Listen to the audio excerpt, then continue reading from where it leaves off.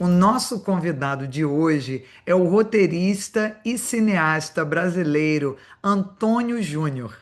Criador da produtora independente Máquina Cultural, ele irá discutir a filmagem dos seus longa-metragens e dar dicas para vocês que estão começando a participar dos nossos festivais de cinema, como ter o seu curta-metragem visto por maiores audiências. Fique até o final. Antônio, seja muito bem-vindo ao nosso show. Obrigado, obrigado pelo convite. É um prazer estar aqui conversando com você e falando um pouco, né, do meu trabalho, né, das coisas que eu venho fazendo por aqui, nessa batalha do cinema independente.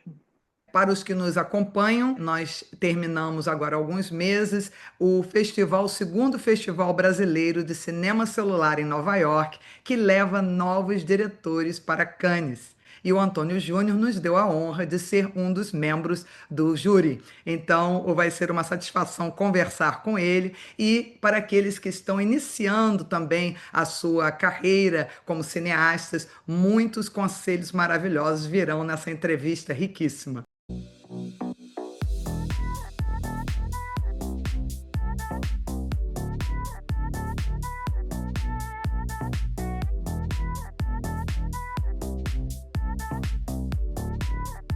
Então, Antônio, eu queria perguntar a você principalmente sobre o seu primeiro longa-metragem, o Fuga na Rocinha, que é um filme maravilhoso, nos dá orgulho, né, do cinema brasileiro, você como uma produtora independente, ter feito um filme tão rico, foi comparado ao Tropa de Elite. Eu adoraria saber de você como foi, de onde veio a ideia inicialmente, né, de fazer isso como seu primeiro, de onde vieram essas suas observações e você, como roteirista, viu que isso seria uma boa ideia e como foi um pouco desse processo da seleção de tudo, de onde filmar, do elenco e da produção em geral, para essas pessoas que estão nos assistindo agora, muito curiosas sobre como fazer um primeiro filme, você já vai começar assim com chaves de ouro, nos falando como fazer um filme longa-metragem. Então, o filme Fuga da Rocinha, na verdade, ele nasceu como um experimento, né? Então, eu já havia gravado alguns curtas-metragens, alguns episódios de websérie para a internet. E aí, com o tempo, eu vendo a quantidade de conteúdo que eu já tinha gravado, a minutagem de conteúdo que eu já tinha gravado, eu pensei, poxa, basicamente eu já gravei um longa-metragem, né? Então, eu pensei que eu poderia replicar aquele mesmo processo que eu vim utilizando nos curtas-metragens, só que ao invés de serem histórias independentes, eu faria aquilo tudo ali em uma grande história que montaria o nosso primeiro filme, o Fuga da Rocinha. E a escolha do tema, na verdade, foi. Eu sempre, nesse meu processo criativo, eu sempre primeiro escolho o tema, e aí depois eu começo a pensar na história. Né?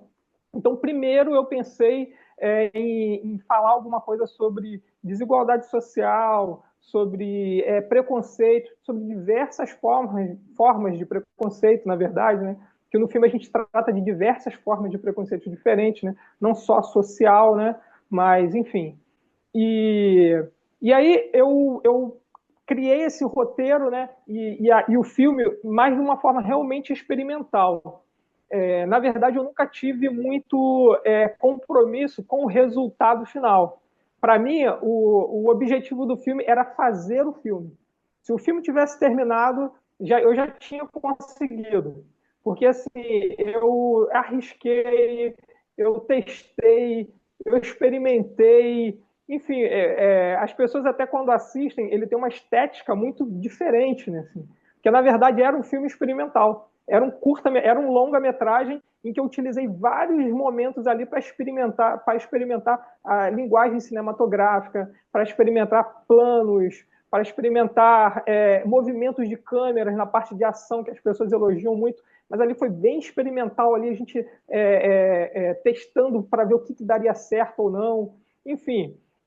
O que foi bem arriscado, na verdade, né? Porque às vezes as pessoas poderiam não entender a proposta, né? Porque o filme ele ficou, de certa forma, pouco convencional. Em alguns segmentos ele está pouco convencional, mas por conta disso, né? porque a ideia ali não era muito se me preocupar com o resultado final, e sim com o processo. Era aprender com o processo, né?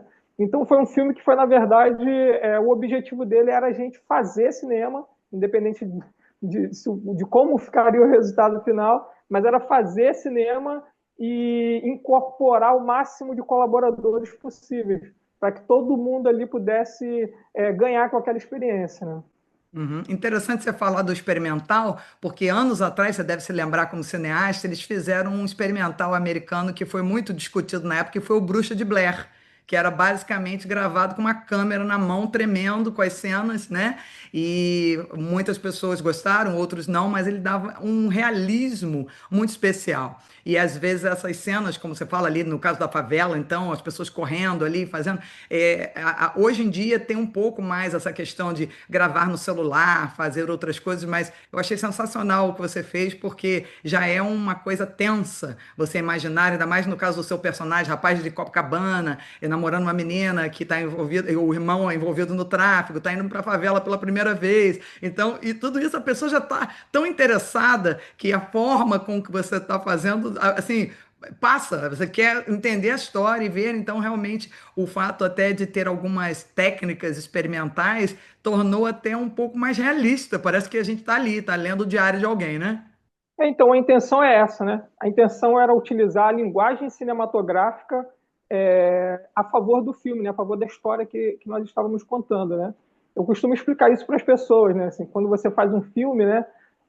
O ideal é que tudo tenha uma função narrativa, né? Então, assim, por que que você dá um close em determinado momento? Tem que ter uma função narrativa aquilo. Por que que você corta naquele exato momento e não corta 2 segundos antes ou 2 segundos depois? Então, enfim, então a ideia foi pensar, né, para que tudo no filme funcionasse para contar a história, né, que a gente estava querendo contar. Obviamente, no segmento final do filme, a câmera, por exemplo, em primeiro plano, né, e na câmera objetiva, né, que a gente fala, a ideia era realmente colocar o espectador no local, no local do protagonista ali, né?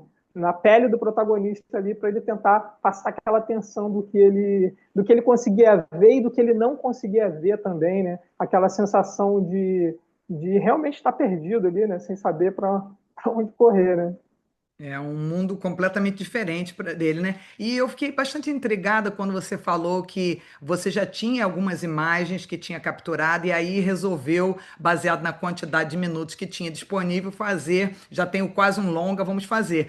Quando a coisa é planejada, às vezes já tem algumas coisas de edição que são mudadas de última hora para ter um efeito diferente. Então, a sua façanha me parece ainda maior no sentido de você já tinha algumas coisas interessantes que você tinha e depois foi transformando aquilo numa história. Isso foi mais difícil de comparando com um segundo que você tenha feito depois, como Hemingway, a gente vai discutir depois, um filme que tenha sido totalmente planejado, desse filme que você achava, acreditava nele pelo impacto, pelas imagens interessantes já capturadas, mas você sentiu que teve que ter muita ginga nessa hora do editar, ou algumas cenas que você teve que refazer porque aquela história que você queria contar com as imagens iniciais não funcionaram?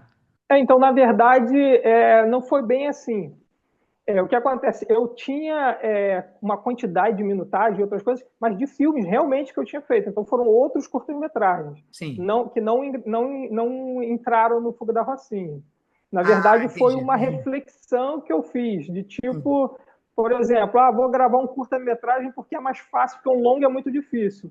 Mas depois de 5, 6, 7 curta-metragens completos, se você juntar a minutagem, você praticamente gravou um longa-metragem. Então foi esse o Entendido. raciocínio que eu tive, né? Mas Sim, as imagens para o Fuga da Rocinha foram feitas só para o Fuga da Rocinha mesmo, assim, foram entendi. planejadas e gravadas para o Fuga da Rocinha.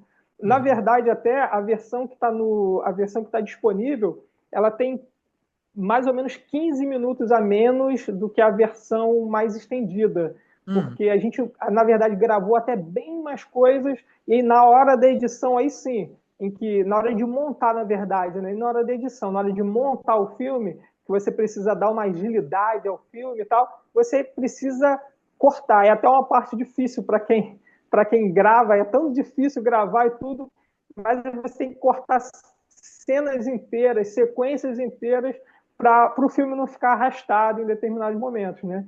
Mas o Fuga da Rocinha, ele, apesar de ter sido um filme experimental, ele foi tudo que está ali na tela ali foi pensado antes. A gente pesquisou as locações antes, a gente já sabia onde a gente ia gravar. Obviamente, como a nossa estrutura era pequena, a gente sofria às vezes com questões de luminosidade, porque a gente conhecia a locação em um dia com determinada luminosidade e no dia não estava a mesma e a gente não tinha equipamento de luz suficiente para compensar.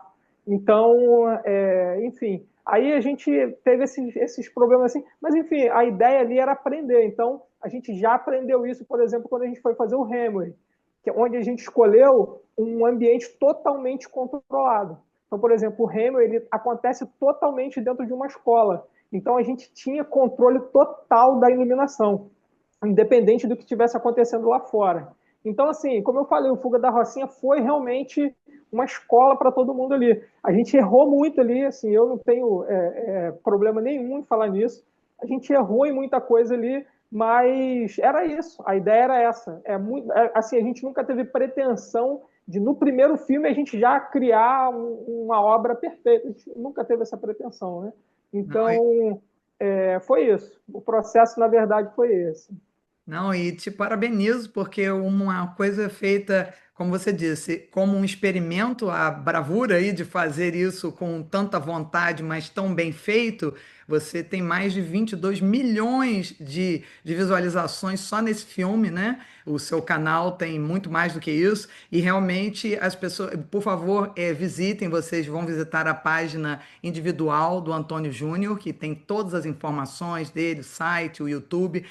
Altamente recomendo que assistam aos filmes, se inscrevam, porque realmente um material fenomenal para diversão, entretenimento e também para as pessoas que se interessam por escrita, por festivais, para observar algo bem feito por uma produtora independente. E realmente o trabalho de vocês ali foi fantástico. Você gostaria de falar sobre algumas dessas coisas que você disse? Um deles foi a iluminação, que é vital para foto, cinema, a iluminação realmente é tudo. Alguma outra coisa que você gostaria de partilhar com a nossa audiência, que foram assim erros que você falou, poxa, aquilo ali foi crucial e agora me ajudou a nunca mais cometer aquela coisa em termos de perda de tempo, em edição, no planejamento, alguma coisa que você gostaria de partilhar conosco? Então, realmente, quando você entender aonde você vai gravar, né? Então, por exemplo, o filme ele foi gravado em uma favela, né?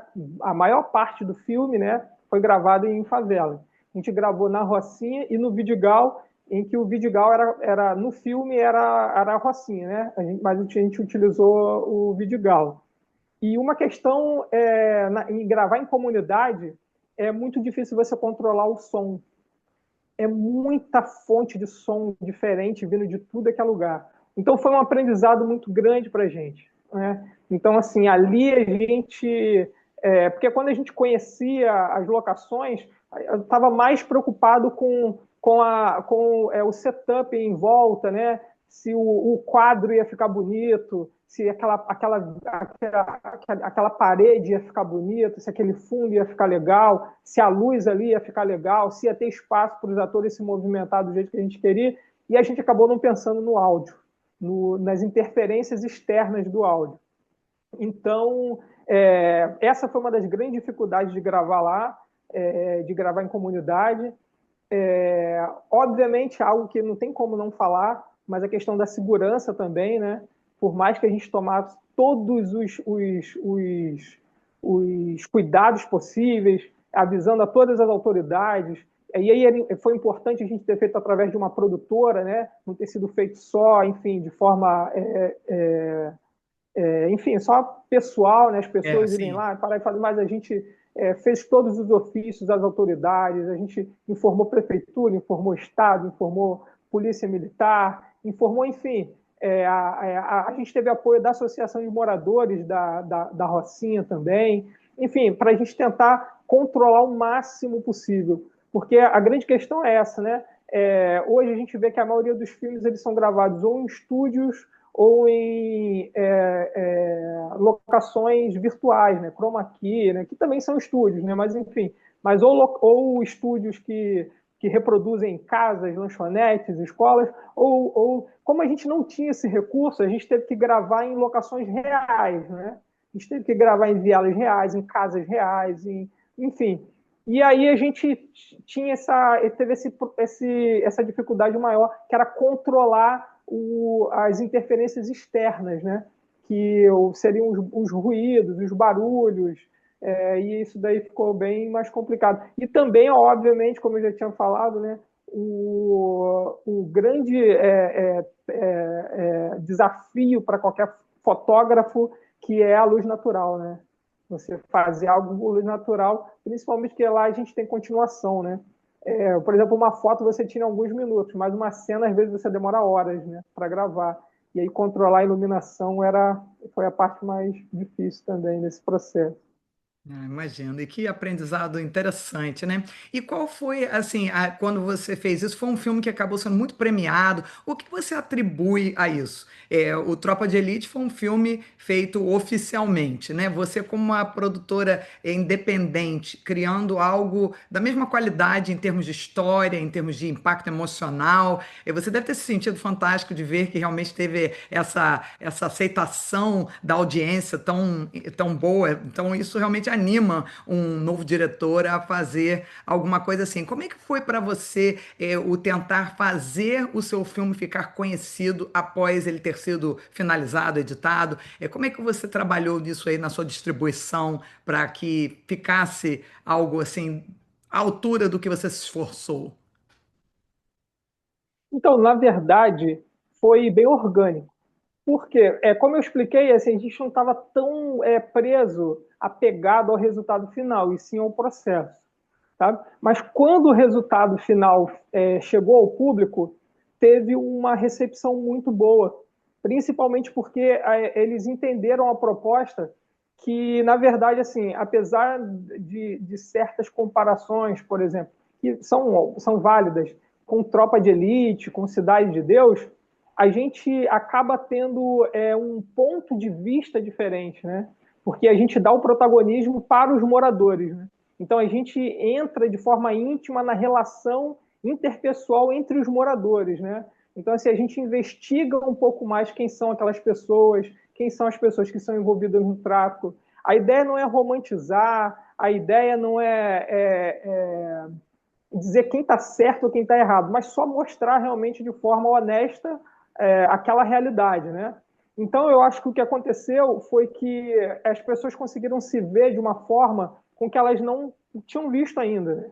Então, assim, porque o traficante, ele é sempre estigmatizado, né? Assim, como eu estou dizendo, mais uma vez, não dizendo que isso está certo ou está errado, enfim, mas ele sempre foi retratado de uma única forma, em todos os filmes, sabe? E de forma bem superficial, na verdade, sabe?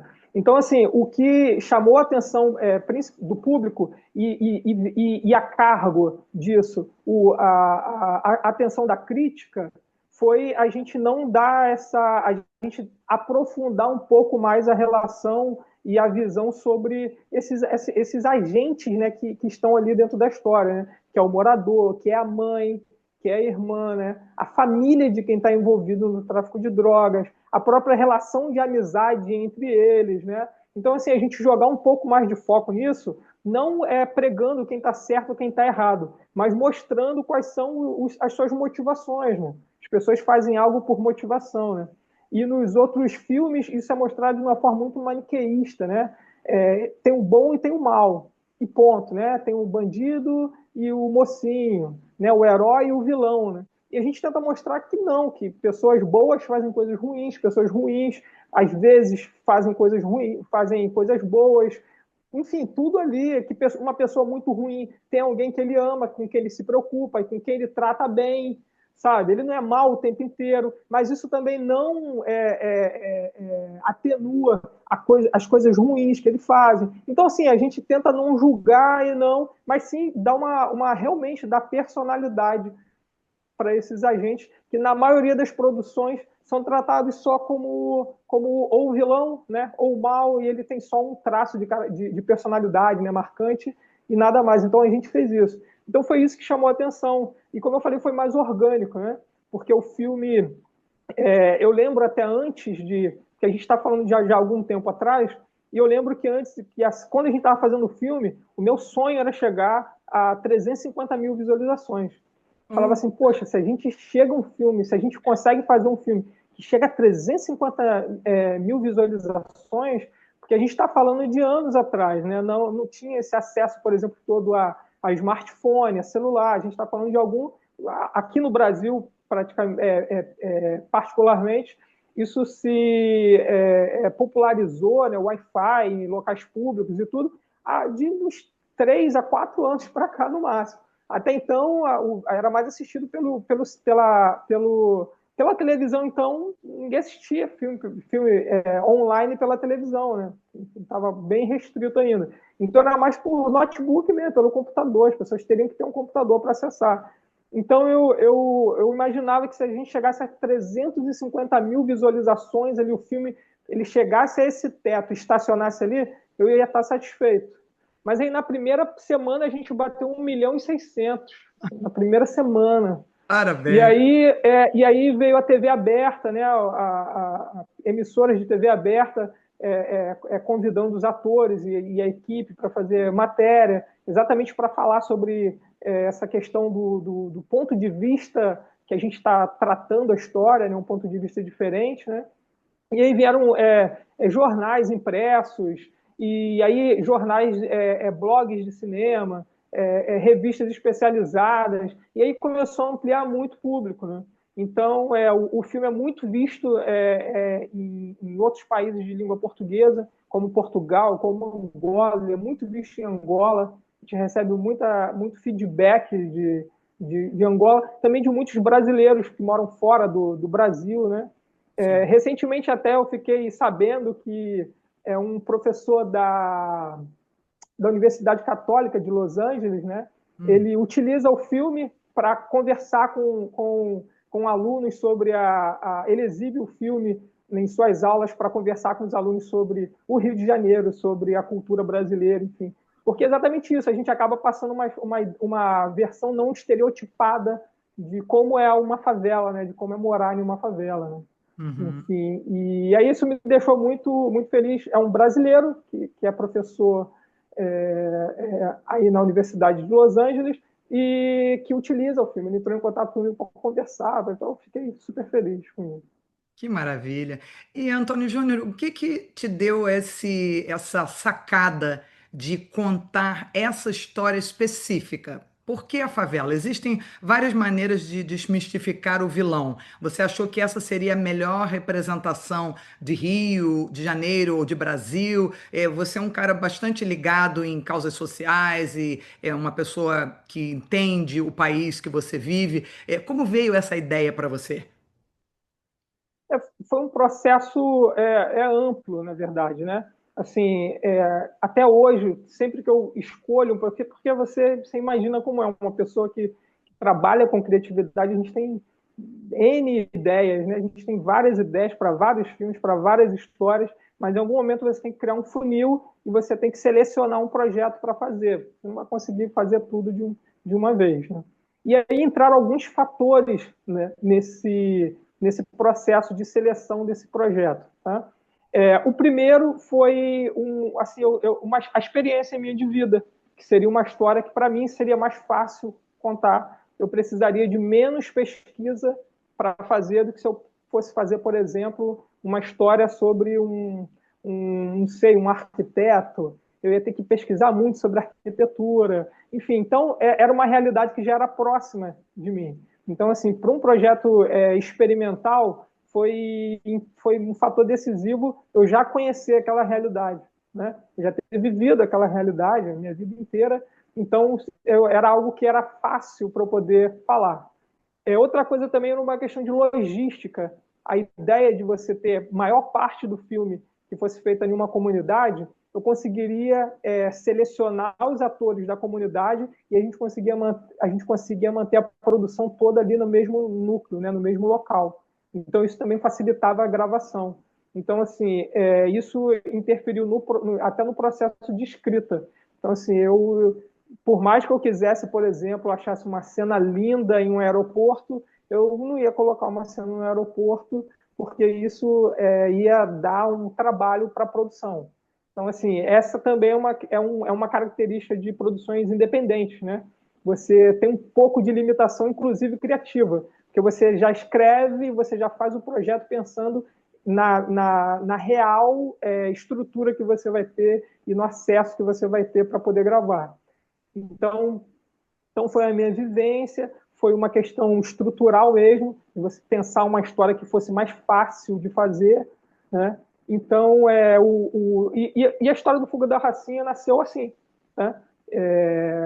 Dessa facilidade. E aí eu comecei também a conversar com algumas pessoas, consegui o apoio da Associação de Moradores da Rocinha, que, enfim, cedeu o espaço. Conheci também um coletivo de lá, o Rede Coletiva da Rocinha, que é um coletivo de artistas locais, que hoje eles fizeram mais um braço também lá, que é o Rocinwood, que é uma produtora também deles de produção, seguindo aquela ideia do Bollywood, né? Então, do Rocinwood. Enfim, e aí então eu conheci esses artistas locais e tal, então foi também buscando facilitar a produção, né? Porque a gente não tinha uma estrutura muito grande. Então tudo isso fez parte foi um processo muito mais amplo do que só contar a história, né? Eu não só contei a história que eu queria contar, mas eu também contei a história que eu podia contar, né? E fez muito bem. Eu soube que essa sua escolha dos atores locais ajudou até que alguns daqueles atores se tornassem mais famosos, participassem em outras coisas em televisão e tudo depois. Então, uma coisa leva a outra, né? Foi bem interessante, né, Antônio? Essa experiência. E agora falando de, como você mencionou ali, com a sua experiência, você resolveu então depois criar o seu segundo longa-metragem, já num ambiente controlado e que tivesse os mesmos tipos de situações. Eu reparo nas suas obras sempre essa profundidade de você quer que aquele estereótipo de quem é bom, quem é ruim, não seja muito claro. Vai ser uma coisa um pouco contextualizada, um pouco de olhando os dois lados. E no seu segundo, o Hemingway, você faz realmente uma coisa extremamente pela perspectiva de todos que estão assistindo, o que faz o filme ser bastante único também. Eu adoraria ouvir um pouquinho sobre essa produção. O Hemingway, ele partiu assim, eu fui convidado para trabalhar numa sala de roteiristas na Globo. Eles iam fazer, na verdade eles fizeram, né? Eles estavam planejando fazer não sei se você conhece uma novela chamada Malhação, que foi feita por vários anos, né?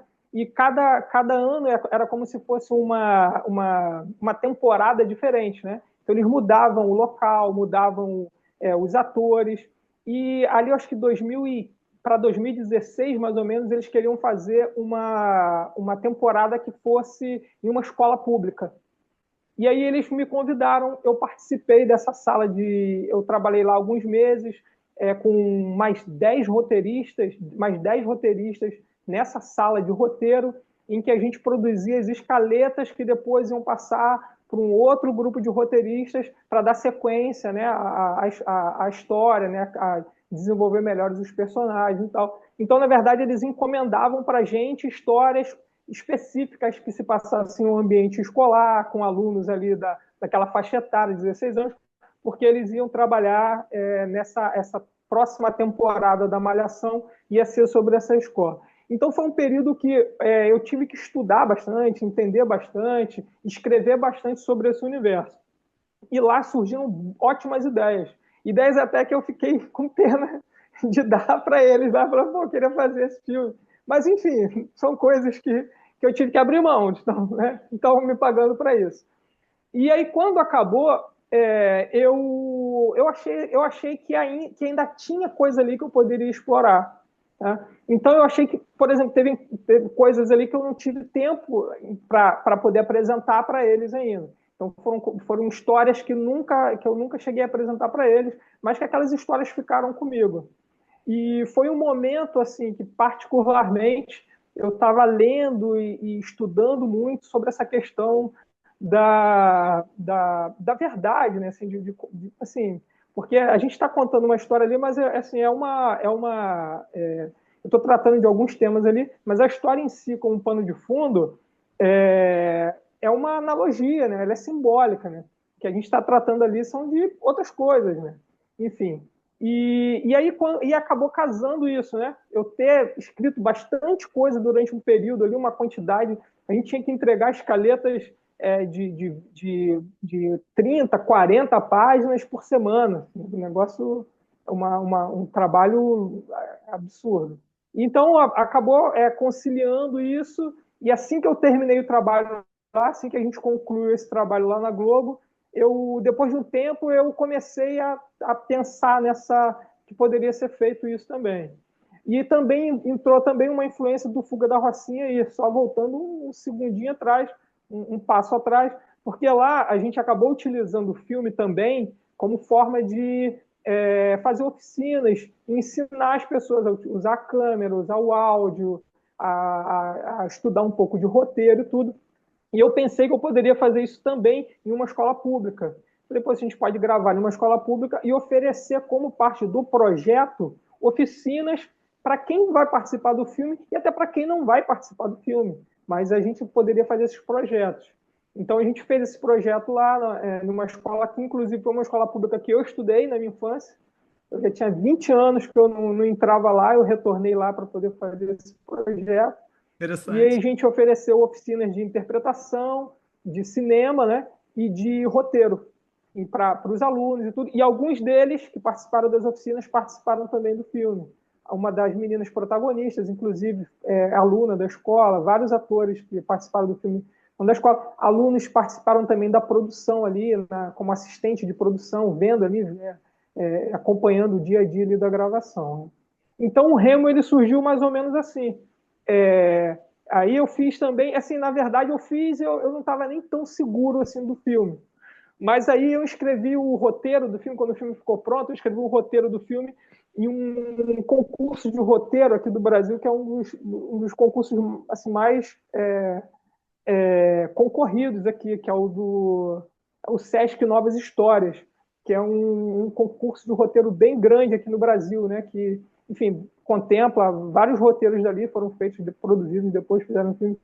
E o meu roteiro venceu o programa, né? Uau! Venceu o concurso. E aí também eu tive a oportunidade de fazer um processo de mentoria e de consultoria com escritores, com uma roteirista inglesa, uma roteirista que ela tem até uma série na Netflix, com uma outra roteirista holandesa que escreve para infanto juvenil, com roteiristas aqui do Brasil também, um roteirista argentino também, enfim, foram sessões que a gente tinha para discutir o roteiro, para mexer, para mudar, para reescrever, para aprofundar personagens. E aí, no final de tudo, o filme ficou assim, o roteiro ficou tão amarrado, ficou tão satisfatório que eu decidi fazer o filme. E aí, enfim, aí eu comecei, fiz um processo administrativo junto da Secretaria de Estado de Educação, né, para poder conseguir todas as liberações, autorizações para poder gravar na escola. A direção da escola também foi muito importante também, que recebeu a gente aqui, porque por mais que o secretário autorizasse, era a diretora da unidade que abria as portas para a gente, que recebia, que cedia a gente, cedeu a sala dela, cedeu a sala dos professores e tudo. Só que a gente também, e aí no caso do Hemingway, o grande desafio que a gente teve foi porque a gente conseguiu fazer uma preparação melhor. Né? A gente tinha um controle melhor, a gente tinha uma equipe melhor, a gente preparou melhor a equipe e o elenco, só que aí a gente tinha a dificuldade do tempo, porque aqui no Brasil as férias escolares são de 15 dias no meio do ano, e a gente teve 15 dias para gravar o filme inteiro. porque a gente precisou da escola vazia, a escola fechada, né? Para não ter essa interferência de áudio, né? De barulho, para a gente também não atrapalhar a vida, o cotidiano da escola. Então a gente teve que gravar o filme inteiro nas férias escolares do meio do ano. Então a gente teve Que 15 dias, 2 desafio! semanas para gravar um longa-metragem inteiro. Isso era para gravar Foi, no Brasil, era para gravar em janeiro, né? mas aí foi o período que a gente conseguiu, foi esse.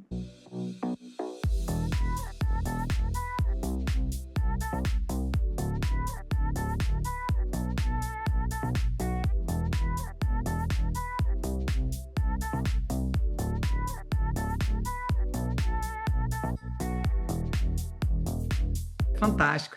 E essa história, assim, se você quiser dar uma préviazinha para a audiência, eu acho que é um assunto que aqui nos Estados Unidos você fala muito. Tem um quê da questão do bullying, tem a questão, a curiosidade, um filme brasileiro, por que que o nome é Hemingway e por que que o bullying vem disso aí, e a história de trocas, que um dia você é popular, às vezes uma coisinha acontece, aí de repente você fica inseguro, as fragilidades da adolescência. Tem tantos tópicos interessantes nesse filme, além da questão até da própria, como a história é contada, que é super única. Se você quiser falar um pouquinho mais sobre o que te levou a essas ideias, também seria bem interessante. O tema escolhido, o Hemingway é um diretor, o Hemingway é um escritor que eu gosto muito também. A característica, talvez, não sei se você concorda comigo, mas para mim uma das características mais marcantes dele é a escrita simples, né? Eu ia Ele falar escreve isso. de forma muito simples, né? O Hemingway, Muito você dura, né? lê Muito. coisas dele, eu gosto demais. Você lê coisas tipo aquele A Movable Feast, que é aquela história da biografia dele, escrita nos anos 20, quando ele morou em Paris, e parece que você está lendo uma coisa escrita hoje, escrita em 1920 e pouco, né? Escrita depois, mas sobre aquela experiência, a maneira com que ele coloca, é tão simples que aquilo hoje em dia passaria quase despercebido, mas na época causou furor e prêmios e etc., porque era uma maneira clara, honesta e com uma simplicidade, mas ainda assim ele era um escolhedor de palavras. Então, realmente bem interessante. Mas explica para o Então, pessoal americano, né, o como que você trouxe o Hemingway para uma escola pública brasileira. Qual foi a ideia ali de como, por que trazer isso em especial? o Hemingway ele é colocado ali por conta de uma das principais formas de você. Assim, eu queria criar uma situação em que o aluno era humilhado pela professora. Tá? E a principal forma com que isso acontece no ambiente escolar é quando alguém menospreza a inteligência da outra pessoa. Né? E geralmente, assim, a gente vê muitas pessoas que são muito pedantes. Então, pessoas que são muito pedantes, que se utilizam de nomes de escritores, nomes de diretores, que poucas pessoas ali, talvez ali naquele círculo conheçam. Então, por exemplo, eu trabalho com cinema, e a gente está conversando, aí alguém vai falar de um diretor lá da Dinamarca, que sabe que a gente não vai conhecer ali, mas para tentar se impor intelectualmente ali, tudo e tal. Então, eu imaginei que o Hemingway ele poderia trazer, pelo nome dele assim, poderia ser uma forma da professora, sabendo o ambiente onde é que ela estava, né, ela se impor ali intelectualmente e chamar Diminuir os atenção, alunos. assim, Uhum, uhum. e chamar atenção para a falta de conhecimento do garoto que, enfim, que na visão dela estava achando que sabia muita coisa, então ela quis colocar ele no lugar dele, então ela chamou a ideia do Henry. Então poderia ser qualquer outro escritor, mas alguém que dentro daquela realidade ela tivesse certeza que eles não conhecessem. Perfeito. Tá? Eu costumo até falar isso com as pessoas, porque na maioria das vezes a própria pessoa não conhece a obra. Eu já tive em círculos de amigos que alguém falava alguma coisa sobre Nietzsche e eu balançava a cabeça e depois no canto conversava com um amigo meu e falava assim, cara, o que ele falou não tem nada a ver com Nietzsche. Assim. Mas tentando fazer isso, né? Tentando chamar, utilizar o conhecimento, né? Enfim, utilizar, na verdade, um autor famoso, ou um diretor famoso, Ação dele para soar intelectual, se elevar. citação dele, não, mas a mera citação, aí é que entra essa questão, né, da falta de profundidade, né? A mera citação para poder se demonstrar como uma autoridade ali dentro daquela situação, mas porque conhece bem o ambiente que está. Talvez em um outro ambiente ela nem falasse isso, né? Porque saberia que outras pessoas conheceriam a obra e poderiam mostrar divergências ali do raciocínio dela, mas dentro daquele ambiente foi isso. E aí a escolha do Hemingway especificamente, porque outro autor por que não outro autor, foi por conta dessa escrita do Hemingway, porque o próprio Hemingway ele sofreu bastante por conta do que ele foi apontado por vários críticos e tudo como uma escrita pobre, né? Porque a escrita dele era bem simples, né? Ele não utilizava um vocabulário muito rebuscado, ele não utilizava tantas palavras e tudo, mas pelo contrário, ele utilizava dessa dureza dele, mas entra aquilo que eu falo, né? Tudo tem uma função narrativa, né? Então, quando ele conta uma história dura, ele tem que usar um vocabulário duro. Né? Quando ele conta a história, por exemplo, lá do Velho o Velho e o Mar, uma história de uma pessoa simples, ele tem que contar de forma simples, né? Assim faz a gente entender melhor como aquele personagem pensa, né, e tudo. Então, assim, foi um pouco esse do processo, né? Por que eu utilizei o Hemingway? E Muito sim, boa sacada. Muito boa eu já sacada. vinha pesquisando isso há algum tempo também, já vinha lendo alguns materiais sobre isso, mas mais sobre quando a gente fala sobre sociologia, né? Já vinha estudando alguns sociólogos, né? O Zygmunt Bauman, né? Já estava lendo alguma coisa sobre questão de identidade, né? A identidade líquida, né? O livro dele, Identidade Líquida. Então foi um livro que me chamou bastante atenção. Eu lia bastante o próprio que eu acabei de citar aqui, o Nietzsche, sabe? Na questão da personalidade, como se vê o enfim. E aí eu comecei a pensar em como é que eu poderia contar isso, né? Essa complexidade, né? E eu parti dessa premissa, né? De tipo assim, você contar a mesma história sobre pontos de vista diferentes, né? Então, assim, a gente tem, por exemplo, várias sequências que são contadas de pessoas que participaram de verdade daquilo ali. Então, por exemplo, eu tenho um dos confrontos entre o aluno e a professora, sabe? E aí esse mesmo confronto é contado pela professora, é contado por um aluno que não gosta do protagonista, por um aluno que é amigo do protagonista. Então todo mundo vai contar, na verdade, é o mesmo fato, só que com as suas com a sua parcialidade, né, puxando a história para onde ele quer puxar. Né? E aí eu lembro que eu pensava nisso como uma crítica a imprensa, né? Que às vezes noticia algo e assim, e às vezes muitas pessoas não pensam nisso, né? Assim, como eu estou dizendo, ninguém tá, a questão não é que está certo ou que está errado. A questão é você ter contato com determinada informação sabendo disso, sabe? E daí, a partir desse momento, você filtrar o que é fato e o que é opinião. Então, a ideia era um pouco discutir isso, né? A gente mostrar fatos carregado de opiniões e ver como isso ia funcionar na cabeça das pessoas.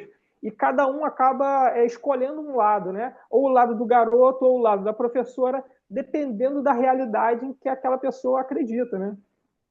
Perfeito, perfeito. Brilhante, brilhante. Quando você começou a explicar o porquê do Hemingway, simplesmente por ser algo fora do contexto daquelas pessoas, que eles não identificariam, já estava maravilhoso. Mas quando você ainda entrou na profundidade da escrita simples e das críticas que ele recebeu, e depois, anos depois, por exemplo, ele era um contemporâneo do Fitzgerald. Os dois, inclusive, em Paris, ali batendo Pois é. cabeças. Mas o Fitzgerald, você leu Mas, um livro da mesma época, ele é cheio de figuras, de linguagem, até demais te tira da história. Você vê que quando você vê um filme tipo o Gatsby, você está vendo um filme, tenta ler o livro. Ele tem muita firula, entre aspas, não, e eu o já li o Hemingway não Ulisses gostava daquilo. também. É, Não, eu já li o Gatsby. Mas, enfim, mas são estilos diferentes, né? Assim, não é uma questão de quem está certo e quem está errado. Por É, exemplo, no Gatsby, ele queria mostrar um mundo, uma realidade luxuosa, né? Então ele tinha que chamar atenção para isso, né? E o próprio personagem queria ser algo que ele não era, então ele tinha que mostrar essa pompa, né? Enfim, então é aquilo que eu falo, né? Funcionava para a narrativa, né? Para a história que é. ele queria contar, né? Então acho que isso, para quem quer contar uma história, tem que se preocupar muito com isso, né? Você fazer com que tudo que você coloca ou no livro ou na tela, que isso funcione para a história que você quer contar, né? É, e aí foi uma escolha perfeita também da pessoa escolhida ali. E como é que foi a sua resposta nesses aí? As pessoas falando de bullying, falando de violência. É um filme que remete à violência no sentido de ele dar a entender que algo acontece a partir do momento que esse jovem é humilhado. Ele que era um jovem popular, que tinha uma autoestima alta, de repente aquilo acontece e ele começa a se ver de uma forma diferente e aquilo acaba entrando para um outro lado, então, de violência ou de começar a fazer algo que possivelmente seria errado, né? Dentro dessas especulações, sem a gente dar spoilers aqui. Mas a sua intenção ao fazer isso também foi questionar o fato de que, a princípio, quando a gente pensa em bullying, a gente imagina o forte ou aquele mais cruelzinho maltratando o bondoso ou o mais fraco. E nesse caso, a pessoa que, de certa forma, se sente na posição de eu estou fragilizado, era alguém que era bem confiante e popular inicialmente. Isso foi também uma desconstrução que você pensou em fazer? Desconstrução ou subverter uma ordem que as pessoas estão acostumadas, né? Então, assim, você vê, realmente o bullying é tratado em vários, na maioria das vezes, dessa forma como você expôs. É o mais popular que humilha o menos popular, o mais bonito que humilha o que se sente mais feio, o mais inteligente que humilha aquele que se sente não tão inteligente. Enfim, então primeiro teve essa subversão, né? A gente subverter a ordem das coisas, né? Então a gente mostrar que ou seja, ele se sentia o melhor entre os alunos. Aí de repente, quando chegou com a professora, ele já viu que ele já assim, teria alguém que sabia mais do que ele, né? E assim, e aproveitando aquela situação, alunos que sofriam com ele, viu ali naquela oportunidade uma forma de se juntarem e acharam um ponto fraco dele ali, alguma coisa que tocou ele ali, né? Porque, por exemplo, como ele era muito vaidoso, eles entenderam que a vaidade era o ponto dele, né? Não dava para falar da inteligência dele, não dava para falar da aparência dele. Ele não tinha esses pontos fracos. Então tocaram na questão da vaidade, né? Daquele momento em que ele foi humilhado ali, ou não, né? Vai depender do que você assistiu o filme, do que você entender, né? Enfim, mas partindo desse princípio, né? Então, uma das ideias foi realmente foi subverter essa ordem. Mas uma das questões também de por que eu trouxe a discussão do bullying foi para mostrar que tem que ter um envolvimento, porque na maioria também dos filmes que eu via sobre bullying, tratavam muito uma questão entre os alunos, sabe? Ficava muito entre ali. E eu quis trazer a questão da participação dos pais nisso, sabe? Na Finalmente, participação da escola, né? Sabe? De como é que a escola pode identificar esses pequenos acontecimentos antes que se torne uma coisa grande, né? E antes aqui dos no Brasil, tiroteios, antes dessas coisas absurdas, você não está antes dessas vendo que coisas aquele absurdas. cara. Aqui nos Estados Unidos, Antônio Júnior, as pessoas falam: meu filho tinha não sei quantas armas embaixo da cama, mas eu não posso entrar no quarto Sim, dele. Então, a gente que é às vezes de outras culturas e tudo, você tenta se imaginar crescendo. Por mais que seus pais te deem uma certa liberdade, uma certa privacidade, às vezes algumas sociedades estão dando demais para uma criança, um adolescente que ainda não tem maturidade de administrar toda aquela liberdade, que passa muito tempo sozinho com os pais trabalhando fora e que tem possibilidade hoje em dia, principalmente com online e com o mercado negro, de adquirir coisas perigosas que podem afetar não só o seu bem-estar, mas de outros.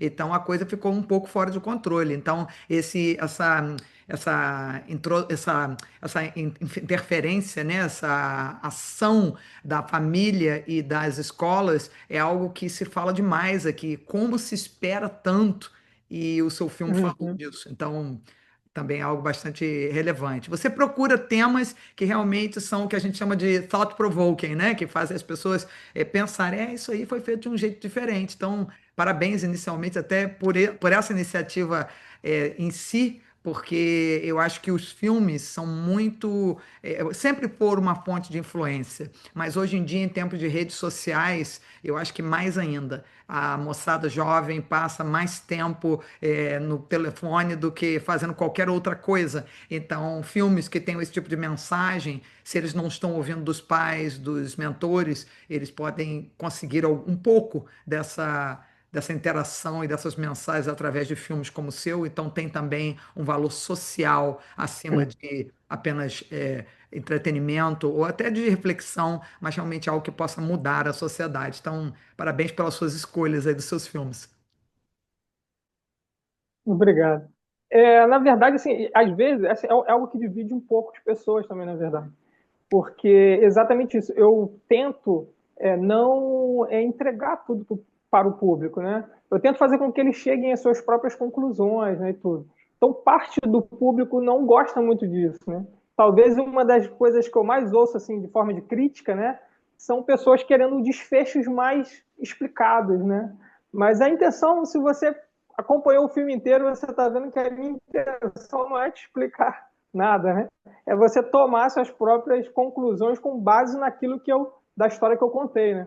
Mas talvez um dos pontos que eu mais ouço reclamações, digamos assim, não chegam a ser reclamações, mas são que as pessoas me pedem, algumas pessoas, né? Me pedem desfechos mais explicados, né? E aí eu prefiro continuar não fazendo isso e deixar com que as pessoas cheguem às suas próprias conclusões, né? E isso é interessante também, porque, por exemplo, quando a gente fala hoje de redes sociais, você tem um contato muito mais direto com o público do que antigamente, né? Então, assim, eu consigo ver, eu consigo ter esse contato direto com o público e eles me falaram o que eles entenderam do filme, o que eles acharam do filme. E é muito legal ver que são interpretações completamente diversas umas das outras, sabe? E eu tento não apontar qual é a minha interpretação para dizer quem está certo, quem está errado e tudo, porque é exatamente isso. A partir do momento que eu fizer isso, eu acabo com toda essa discussão, né? É por isso que eu tento explicar para as pessoas que a minha ideia não é fechar as histórias explicadinhas, porque senão eu roubo isso de vocês, eu roubo o processo de vocês de chegarem às suas próprias conclusões, né?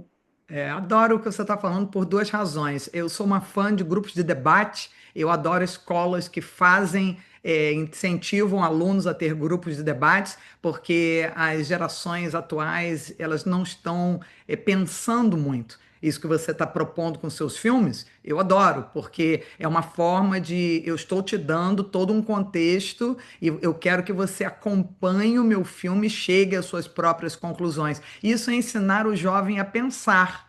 E porque tudo vem tão mastigado, as pessoas estão ficando preguiçosas para pensar. Então, isso aí eu acho que realmente é uma das questões. E a outra, a questão, o entretenimento tem que ter um pouco também de educação, de crescimento. Então, ao mesmo tempo que você está se divertindo com o filme, não deveria ser uma coisa que você desligou e pega o próximo.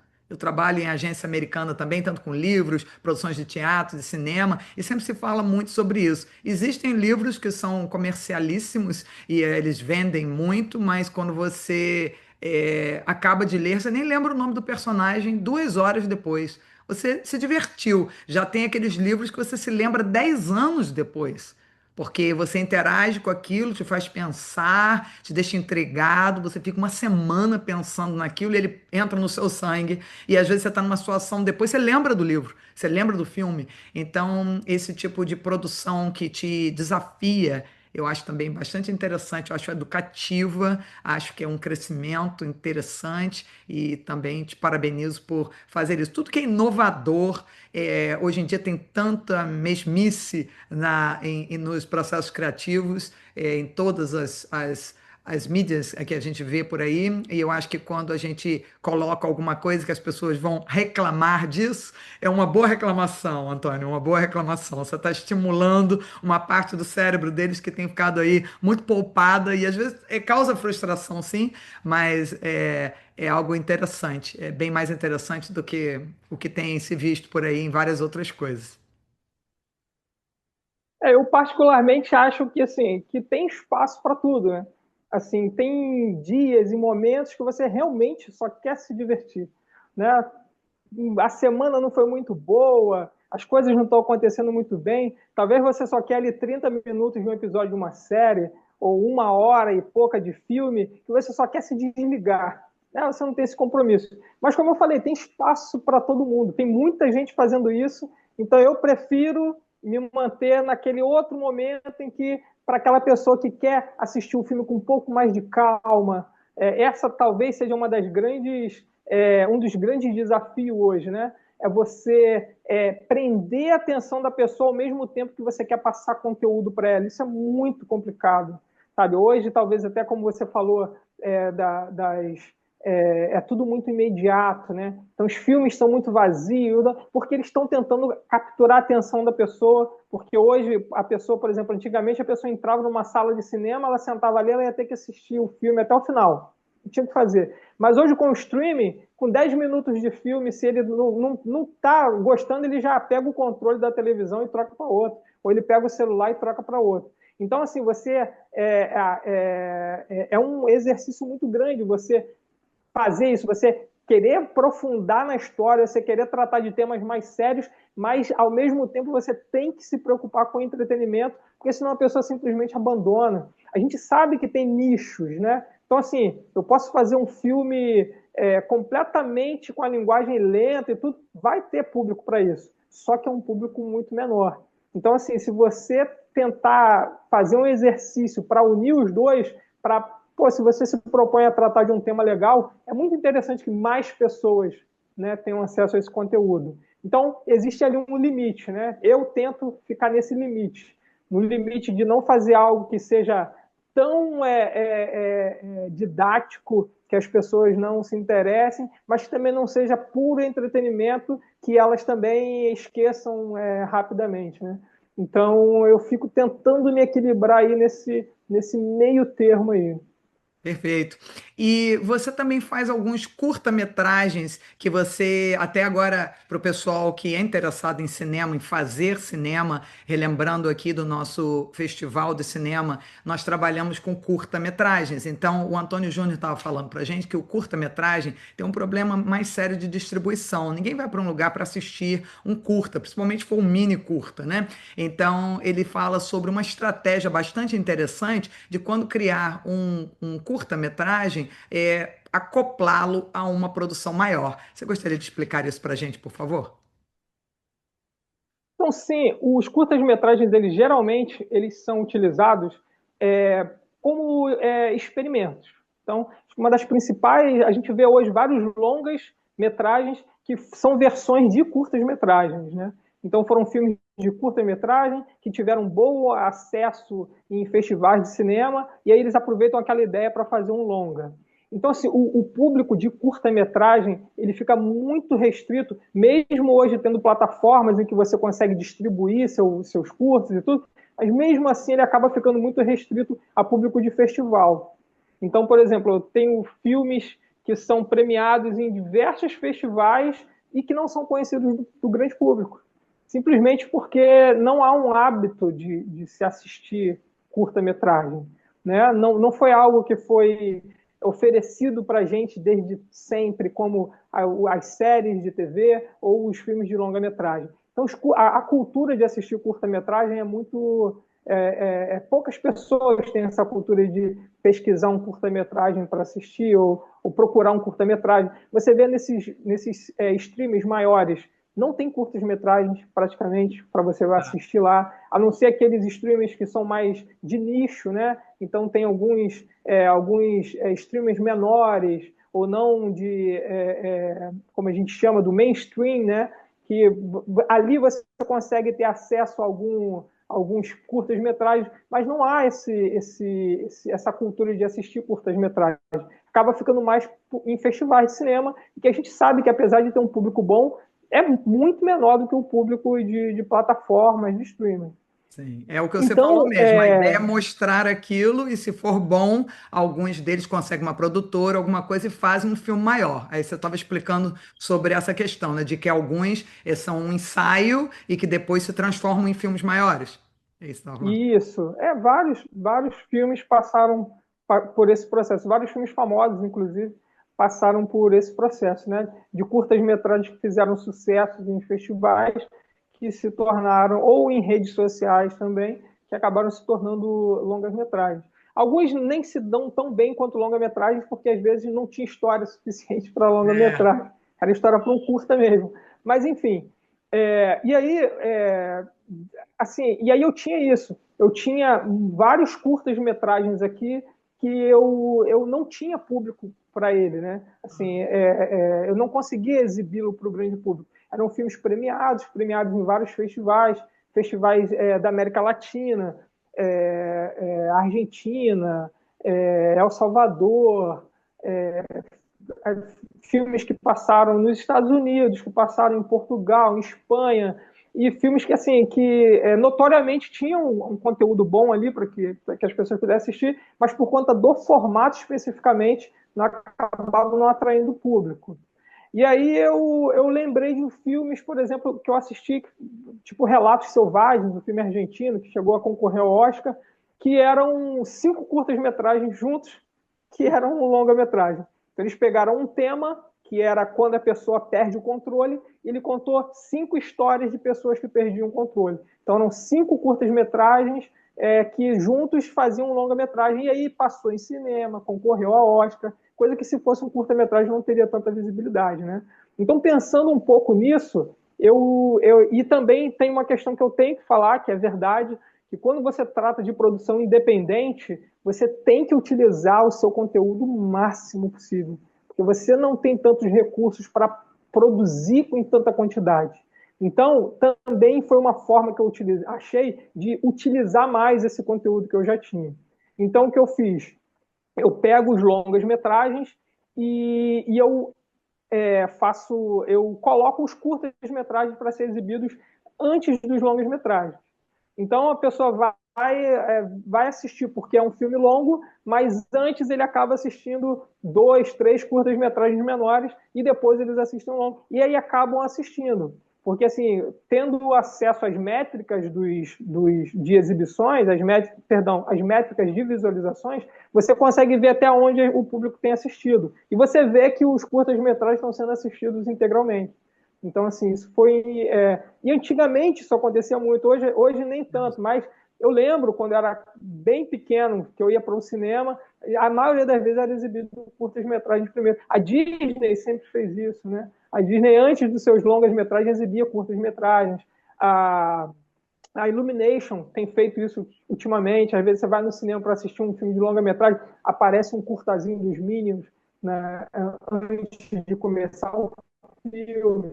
Então, enfim, é uma forma de você dar público para esse conteúdo que você produziu, e no caso de uma produção independente que você produziu com tanto esforço, né? E, Antônio, uma outra cineasta também brasileira que falou sobre esse assunto, inclusive ela vivenciou essa época aí que estamos falando, ela é uma cineasta brasileira que nos anos 70 estava ativa no Brasil, na época dos patrocínios, etc., e ela começou a fazer curta-metragens. Então, ela falou, a forma que nós nos tornávamos conhecidos como novos cineastas era quando um filme mais famoso estava sendo exibido no Brasil e eles nos permitiam colocar o nosso curta-metragem na frente. É a Eunice Gutmann, há uma entrevista com ela também aqui no nosso canal, e ela fala sobre o movimento feminista nos anos 70, os filmes que ela fez, sociais também no Brasil, uma diretora também maravilhosa, agora nos seus 80 e poucos anos, e fez uma entrevista muito interessante sobre como isso era no Brasil, época de ditadura, bastante interessante como as coisas, ela foi estudar na Imagina. época na Europa, por causa da ditadura e tudo mais, e quando retornou, como é que foi esse período no Brasil, de anos 70, 80, 90, para as produções brasileiras. Bastante interessante. Então, quem gostar também do assunto, assistam essa outra entrevista. E, sem dúvida, isso aí que você falou é uma oportunidade até para as pessoas poderem entender como isso funciona, porque as pessoas, Antônio, ficam preocupadas em, às vezes, contar uma ótima história, mas existe a questão da distribuição da sua história. Isso seja em livro, em filme, em teatro. Então, tem dois desafios, né, para o criador. É você criar e você distribuir. Então, muito obrigado aí pela sua informação, pela sua dica, pela sua experiência em todas essas partes do processo. Foi uma entrevista assim bastante interessante de se ouvir e também bastante educativa para pessoas que estão aqui envolvidas com o nosso festival e com outros criadores aqui, né? E profissionais criativos de áreas diferentes aqui nos Estados Unidos também. Então, muitíssimo obrigada, seja muito sucesso para você nas suas próximas produções. Você está com algum plano próximo agora, alguma coisa que você já esteja trabalhando aí para o futuro? Sim, a gente está sempre na pré-produção de alguma coisa, né? No momento, a gente tem 2 filmes que ainda não estão públicos, porque está fechado para festivais, né? Porque a maioria dos festivais eles pedem o ineditismo, né? Então são curtas-metragens que eles ainda estão inéditos, porque ainda correndo circuito de festivais, mas logo também a gente vai poder apresentar isso para o público também. Um é de terror, inclusive. A gente está na pré-produção também de mais um curta-metragem e de um longa-metragem que a gente tem a ideia que, se o filme for bom, vai ser a nossa primeira trilogia. Então, é um longa-metragem que a gente está pensando, mas ele já está nascendo com ideia de trilogia. Se tiver se for bem aceito pelo público e tudo, a gente tem essa ideia de criar uma trilogia em torno de um personagem, né? É o mesmo personagem que vai estar em 3 filmes diferentes, né?